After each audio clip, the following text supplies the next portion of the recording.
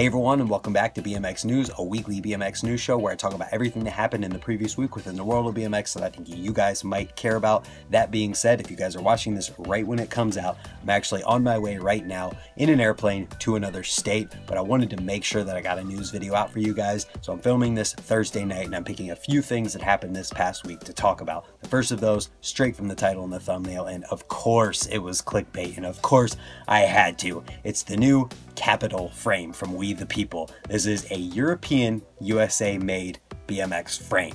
And it says here right on their website, and they're posting this, some of the very first WeThePeople frames were made in the USA almost 20 years ago. And in BMX terms, according to kids on the internet, 20 years ago might as well have never happened.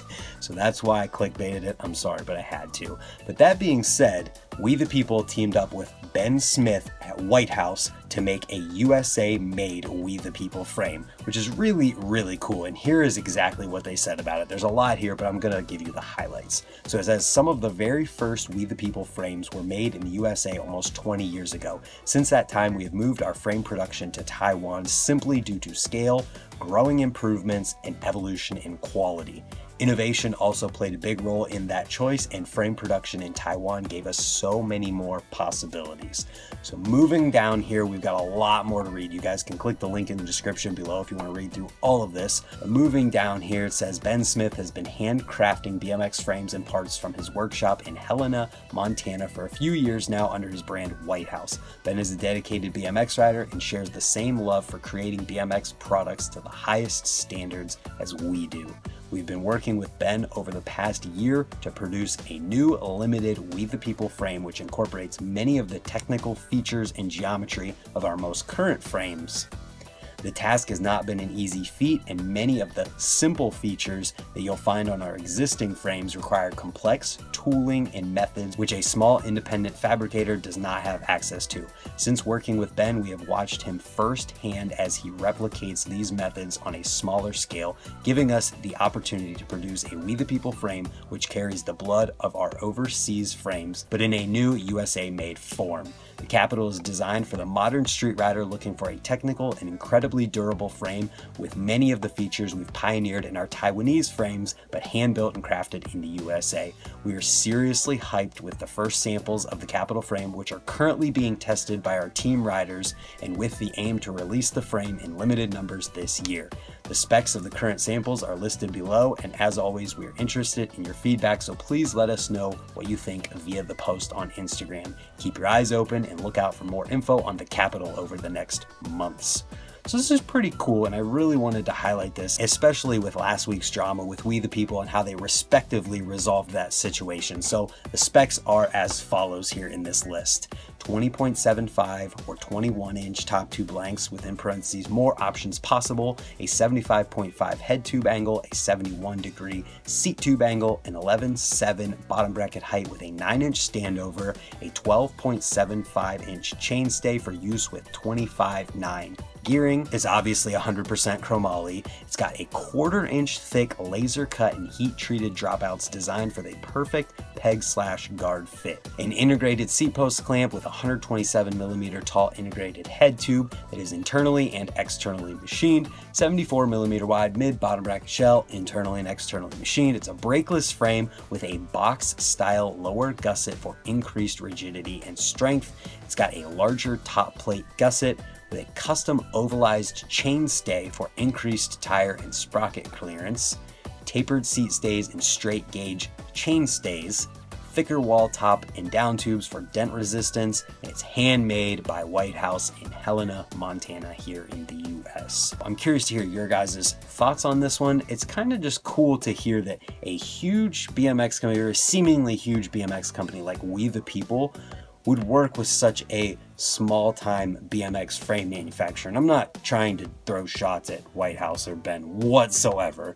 It's just there's a difference between S&M and someone like White House who hasn't quite blown up to that level yet. And I feel that this could totally blow them up to that level. If people get on these frames and see the quality behind them and really enjoy that, then more people may want White House frames, and that is potentially what We The People was going for in that. And I'm really excited for this, and maybe even the future of these small BMX frame manufacturers making frames and runs of frames for larger companies like this. John Quartz at Work BMX is a perfect example of this, because he's been doing runs of frames for different people who want their geometry and potentially would want to do a run of frames with a company but can't afford to make 100 frames. He'll do 10 for like Circuit Bike Shop, or the Wheel Mill just had theirs put out. The Wheel Mill has their own BMX frame from Work BMX that they can sell with their name and stuff on it specific to them. And it's something that I feel like we had seen in the past with like Solid, that used to be a BMX frame manufacturer, and is kind of coming back now. I don't totally know the history on Solid and things of that nature. Maybe some people can inform me on that in the comments down below, but I just really enjoy that this is happening, and the possibilities for it feel huge. So then after that, we've got a piece of sponsorship news. This one's real quick, but it's Michael Laren now riding for Profile Racing. After Michael was dropped by Rockstar earlier this year already, now he's on Profile, which is really awesome to see. Michael, every single time we talk about him, we talk about how good of a dude he is, how amazing of a bike rider he is, and I'm excited to see what Michael brings to 2021, and I'm hoping for an X Games for him to compete in this year. And then I just have two videos that I want to talk about this week. The first is very obvious for anyone who knows my style of riding, the things that I enjoy and the things that I like to talk about. That is a video from Eric Elstrand and Sunday Bikes called Making Up a Video, and it's in his Self-Strand video series. This video, if you have not watched it yet, somehow, if you're not one of the 19,000 views in here, you need to be, because it is absolutely amazing. There's not a single clip in this video that is filler, and that in this day and age of BMX and BMX videos is just incredible in itself. And then we think about the creativity aspect of the video for someone like Eric Elstrand, and the fact that every single thing is something super creative, technical, extremely difficult. You can guarantee everything in here is very, very hard to do. It just makes it that much more impressive. And honestly, I would explain some of the clips to you guys, but they're just inexplainable. That is a good word for a lot of the stuff in here. It's all setup based. There is just so much to explain that you're better off just watching the video. There's a couple clips though that I will try to translate to try and get any of you who are not yet convinced. So one clip he does in here is a fakie whip on a bank, but he's doing a double foot plant on wall while he's in that fakie whip. So he literally hops into this fakie, hops, does a tail whip, Superman's basically, puts his feet on the wall while he's tail whipping. It's right here. You're already seeing it. And then lands the whip. Nuts. And then one of the last clips, it might be the last clip, I honestly can't remember right now, but a whole bunch of picnic tables, does a roller coaster grind, spins spins halfway around, lands facing backwards, jumps again, spins the rest of the way around, lands forward again, and then bar spins out of it. Amazing. And that's just the two that are the easiest to explain in this video. So do yourself a favor, watch this video. Eric, I know you're not going to see this, but if for some reason you do, you're incredible and an inspiration, and the way that you make everything look effortless, when I know for a fact how completely impossible a lot of these tricks are and how difficult they had to be, is just super impressive. So amazing work once again, and I'm super happy to be able to talk about this video this week. And the second video I want to talk about this week comes from someone named Gage Sharp. He's local to me here in Ohio, and his birthday was this past week. He turns 25 years old, so we went to Raise and did 25 tricks for this video, for a 25 for 25 video, and he filmed it all in one session.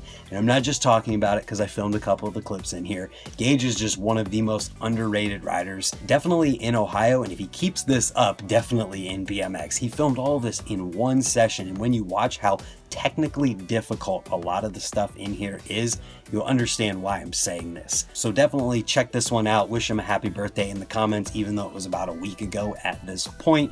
And check out future videos from Gage, because hopefully he will keep this up and make a name for himself even more in BMX, because he is legitimately one of the most talented BMX riders in Ohio, as much as it seems like he doesn't feel like it whatsoever.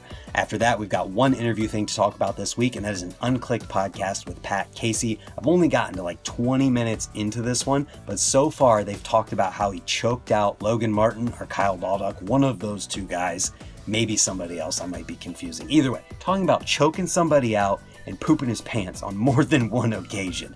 Just 20 minutes into this one, so it's definitely an interesting listen, and it's Pat Casey. He is a savage on his bike. His Dream Yard 4 video just recently came out where he did so many crazy tricks. That 180 triple tail whip, the backflip, alley-oop, decade, downside, whatever you want to call it. Crazy. And Pat Casey is definitely someone that I was interested to hear more about. So if you want something longer this week or you need to kill some time, this is definitely one to check out. That being said, let me know your guys' thoughts on the definitely not first ever USA made European BMX frames. I had to clickbait it. Sometimes you just got to do it. But let me know your guys' thoughts on it in the comments down below, and what you think about We the People going to a smaller BMX frame manufacturer in White House to do something like this. Any other thoughts you might have, leave while you're down there. And if you're new or you haven't yet, hit the subscribe button while you're leaving that comment. Thank you guys for watching, and I'm very excited to film videos all weekend for you guys moving forward. Got a really exciting weekend planned and a lot of exciting things that we're going to do. So thank you for watching, and hopefully we'll see you tomorrow for another video. And also, sometime tonight, I will be doing a live stream to show you guys where I'm at and something cool that we have planned. So thank you. We'll see you there, and good night. Goodbye. Good morning. It might be night when you're watching. I don't know. I'm bad at this. Goodbye.